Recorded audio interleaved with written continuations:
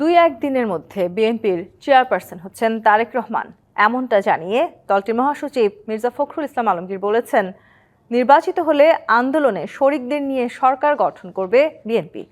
এদিকে গুলশানে বিএনপির নির্বাচন পরিচালনা কমিটির প্রথম সভা হয়েছে।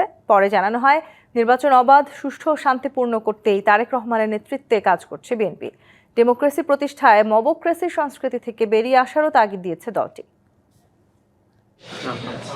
আসন্ন 12ই ফেব্রুয়ারি জাতীয় সংসদ নির্বাচন সামনে রেখে রবিবার গুলশানে বিএনপির নির্বাচনী অফিসে দলীয় ভারপ্রাপ্ত চেয়ারম্যান তারেক রহমানের উপস্থিতিতে নির্বাচন পরিচালনা কমিটির প্রথম সভা অনুষ্ঠিত হয়। আজকে প্রথম সভা আমরা করেছি।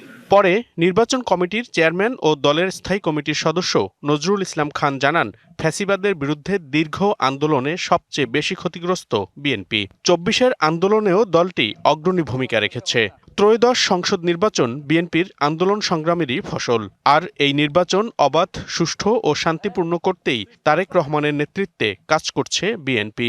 বাংলাদেশ জাতীয়তাবাদী দলই সেই প্রধান সংগঠন যারা বরাবর যথাসম্ভব দ্রুত জাতীয় সংসদ নির্বাচনের জন্য দাবি জানিয়েছে।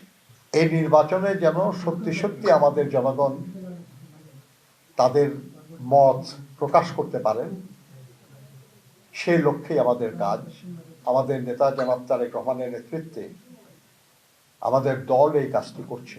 নতুন এবং ফিরে আসা গ্রাহকদের জন্য নগদে চলছে ক্যাশব্যাক সহ প্রতিদিন হাজারো উপহার জেতার সুযোগ। হবে আশা আর ফেরা, সারপ্রাইজ সেরা। এদিকে একই দিন সন্ধ্যায় সিলেটের গণমাধ্যম কর্মীদের সাথে মত বিনিময় করেন দলটির মহাসচিব মির্জা ফখরুল ইসলাম আলমগীর। এই সুযোগকে আমাদেরকে কাজে লাগাতে হবে।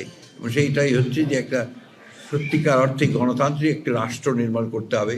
খুবই ভয়ঙ্কর একটা কালচারের শুরু হয়েছে, যেটা হচ্ছে মব ভায়োলেন্স, মবক্রেসি, যেটা গণতন্ত্রকে একেবারে ধ্বংস করে দিচ্ছে। জানান, সিলেট থেকেই এবার নির্বাচনী প্রচারণা শুরু করবে বিএনপি। 2-1 দিনের মধ্যেই তারেক রহমানের বর্তমান পদের পরিবর্তনের আভাস দেন তিনি। আমার মনে হয় যে আমরা 2-1 দিনের মধ্যেই তাকে আমরা চেয়ারম্যান করতে পারবো, কারণ অলরেডি আমাদের যেহেতু আমাদের চেয়ারম্যান দেশত্ব বেগম খালেদা জিয়া আমাদের ছেড়ে চলে গেছেন, সুতরাং সেই জায়গায় অবশ্যই আমাদেরকে পূরণ করতে হবে।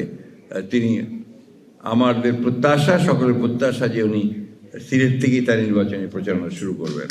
গণতান্ত্রিক লড়াইয়ে আপসীন নেত্রী হয়েই বেগম খালেদা জিয়ার রাজসিক প্রস্থান হয়েছে বলেও মন্তব্য মির্জা ফখরুলের। আল্লাহর কাছে অশেষ শুকরিয়া আদায় করতে চাই যে তার চলে যাওয়াটা হয়েছে একটা রাজকীয় চলে যাওয়া। মনিরুল সোহাগ, ডিবিসি নিউজ, ঢাকা।